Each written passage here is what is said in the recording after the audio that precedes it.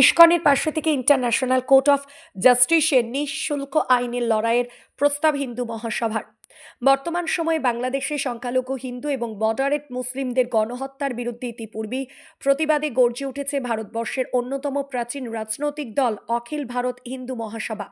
রাজ্য সভাপতি ডক্টর চন্দ্রচূড় গোস্বামীর নেতৃত্বে একদিকে তারা যেমন ভারতে চিকিৎসা করতে আসা বাংলাদেশিদের সামাজিকভাবে বয়কট করার বার্তা দিয়েছে, বাংলাদেশের হাই কমিশনে ডেপুটেশন জমা দিয়ে উষ্মা প্রকাশ করেছে। প্রকাশ্যে রাস্তায় এবং মেট্রো স্টেশনগুলোর সামনে বাংলাদেশি কোম্পানির খাদ্যবস্তু এবং পোশাক আগুনে জ্বালিয়ে দিয়েছে।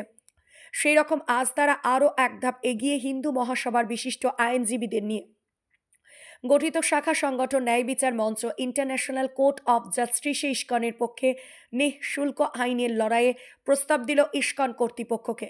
ডক্টর চন্দ্রচূড় গোস্বামীর বক্তব্য, চিন্ময় কৃষ্ণ প্রভুকে যে অন্যায়ভাবে আটক করা হয়েছে তা মধ্যযুগীয় বর্বরতাকে লজ্জা দেয়। শুধু তাই নয়, সারা পৃথিবীতে কৃষ্ণের বাণী প্রচার এবং সমাজের সেবা করার জন্য প্রসিদ্ধ আন্তর্জাতিক সংস্থা হিসাবে ইস্কন যেভাবে কাজ করে আসছে, তারপরেও তাদের সমাজের ক্যান্সার বলে চিহ্নিত করে প্রকাশ্যে গণহত্যা করার হুমকি দিচ্ছে ইসলামিক মৌলবাদী সন্ত্রাসীরা। আর সেটা দেখে বাংলাদেশে তথাকথিত নপুংসক অন্তর্বর্তী সরকার তাদের আরও উৎসাহিত করছে এবং একই ভাষায় কথা বলছে। এর থেকে প্রমাণিত হয় বাংলাদেশে গণতন্ত্র বলে কিছু নেই, সারা দেশটাই নিয়ন্ত্রণ করছে সন্ত্রাসবাদী সংগঠন।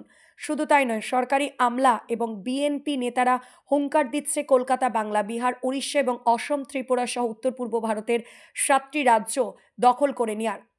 এটা সন্ত্রাসবাদীদের গাজবা ই হিন্দ নামক সন্ত্রাসেরই অংশ। এই বিষয়ে লঘু করে দেখা মূর্খামি। পশ্চিমবঙ্গ সরকার এবং কেন্দ্রীয় সরকার উভয়ের উপরই আমাদের শ্রদ্ধা এবং আস্থা রয়েছে, কিন্তু এই বিষয়ে পশ্চিমবঙ্গের মাননীয় মুখ্যমন্ত্রী মমতা বন্দ্যোপাধ্যায় মন্তব্য করলেও ভারতের মাননীয় প্রধানমন্ত্রী নরেন্দ্র মোদী চুপ রয়েছেন। আমরা ভারত সরকারের কাছ থেকে দ্রুত পদক্ষেপ আশা করছি। স্বাধীনতার পর থেকে আজ অবধি সম্ভবত ভারতের অতিরিক্ত সহনশীলতা, ধৈর্যশীলতা এবং তোষণের মূলক বৈদেশিক নীতির জন্য বৈদেশিক শক্তি উগ্রতা দেখানোর সুযোগ পায় এবং প্রতিবেশী দেশগুলোর সাথে আমাদের সম্পর্ক খারাপ। এই কারণে খারাপ। আজ হিন্দু মহাসভার অফিস সেক্রেটারি অনামিকা মণ্ডল বলেন, বাংলাদেশে যেভাবে শিশু ও মহিলাদের ওপর অত্যাচার হচ্ছে তা এক কথায় মানবতার লজ্জা। ক্ষমা পরম ধর্ম হলেও ধর্মরক্ষাই ভগবান শ্রীকৃষ্ণ নিজেই প্রমাণ দিয়েছেন। অস্ত্র ধারণ করা প্রয়োজন। মহিলা মোর্চার সদস্যা প্রজ্ঞা ভারতীয় বক্তব্য, আমরা কোনো মূল্যেই আর অত্যাচার সহ্য করতে আগ্রহী নয়। প্রয়োজনে প্রতিরোধ ও প্রতিশোধ নেওয়া প্রয়োজন।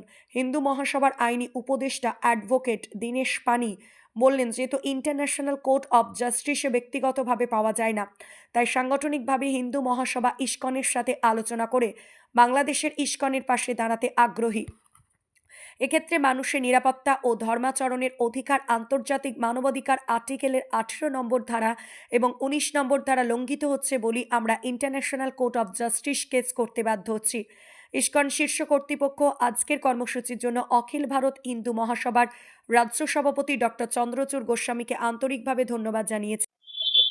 নমস্কার, আমি ডক্টর চন্দ্রচূড় গোস্বামী, অখিল ভারত হিন্দু মহাসভার রাজ্য সভাপতি। আজকে আমরা বাংলাদেশে বর্তমানে যেভাবে পাশবিক অত্যাচার হচ্ছে, ইস্কন মন্দিরকে বেছে বেছে টার্গেট করা হচ্ছে এবং সেখানকার যারা সাধু রয়েছেন, যারা সদস্য রয়েছেন, তাদেরকে বলা হচ্ছে তারা নাকি এই পৃথিবীর ক্যান্সার, তাদেরকে গণহত্যা করতে হবে, তাদেরকে উপড়ে ফেলতে হবে। তো বাংলাদেশে বিগত বেশ কিছুদিন ধরে এইরকম শুধু ইস্কন নয়, আজকে সনাতনী জাতীয়তাবাদী মানুষ সংখ্যালঘু হিন্দুদের ওপরে এবং মডারেট মুসলমানদের ওপরে যে পরিমাণে অত্যাচার এবং গণহত্যা হচ্ছে, তা কিন্তু মধ্যযুগীয় বর্বরতাকেও লজ্জা দেয়। আমরা আজকে ইস্কনে গিয়েছিলাম, তার কারণ অখিল Bharat Hindu Mahasabha one of the oldest political party এবং সোশ্যাল অর্গানাইজেশন। আজকে ইস্কন যেভাবে সমাজের কল্যাণের জন্য কাজ করছে পৃথিবীর সব জায়গায়, সেখানে বাংলাদেশে তাদেরকে চিহ্নিত করে হত্যা করা, এটা কিন্তু মানবতার কাছে লজ্জা। আমরা ইস্কনকে আজকে আমাদের লিখিত ডেপুটেশন দিয়েছি যে আমরা ইন্টারন্যাশনাল কোর্ট অফ জাস্টিসে তাদের পাশে দাঁড়াতে চাই, তারা যদি আগ্রহী থাকে, এবং তারা ঊর্ধ্বতন কর্তৃপক্ষ অত্যন্ত খুশির সাথে আমাদের ডেপুটেশন গ্রহণ করেছেন। তার রিসিভ কপি আমাদের হাতে রয়েছে। আমাদের এই যে মুভমেন্টটা, তাকে লিড করছেন অ্যাডভোকেট দীনেশ পানি, উনি আমাদের আইনি উপদেষ্টা, উনি পাশেই রয়েছেন। এবং আমরা ইস্কনকে এই পরামর্শ দিয়ে এসছি, আমরা বার্তা দিয়ে এসছি যে আপনারা নিশ্চয়ই ভগবান শ্রীকৃষ্ণের সেই বাল্য রূপ, সেই প্রেমের যে লীলা, তা অবশ্যই তার দ্বারা অনুপ্রাণিত হন। কিন্তু বর্তমানে যে পরিস্থিতিতে আজকে আমরা দাঁড়িয়ে রয়েছি, তাতে কিন্তু আমাদেরকে মহাভারতে ভগবান শ্রীকৃষ্ণের সুদর্শন চক্রধারী সেই রুদ্র রূপ তার দ্বারা অনুপ্রাণিত হয়ে সেই সমস্ত নরপিশাচদেরকে সেই ভাষাতেই জবাব দিতে হবে যেটা তারা বোঝে। দীনেশ বাবু, আপনি এবার আমাদের এই বিষয়টি সম্পর্কে সংক্ষেপে বলুন।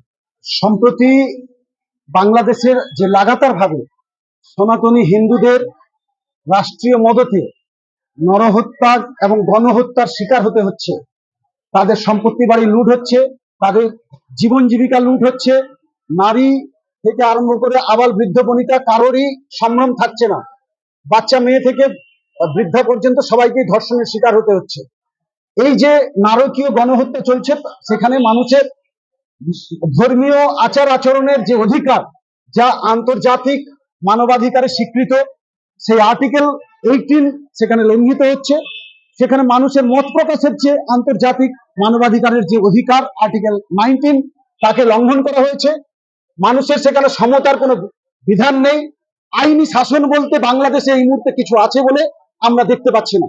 তাই সমগ্র পরিস্থিতি নিয়ে আমরা ইন্টারন্যাশনাল কোর্ট অফ জাস্টিসে আমরা যাওয়ার প্রস্তুতি শুরু করেছি। যেহেতু এটি একটি আন্তর্জাতিক বিষয়, এর সঙ্গে ভারত সরকারের প্রত্যক্ষ সহযোগিতা প্রয়োজন রয়েছে।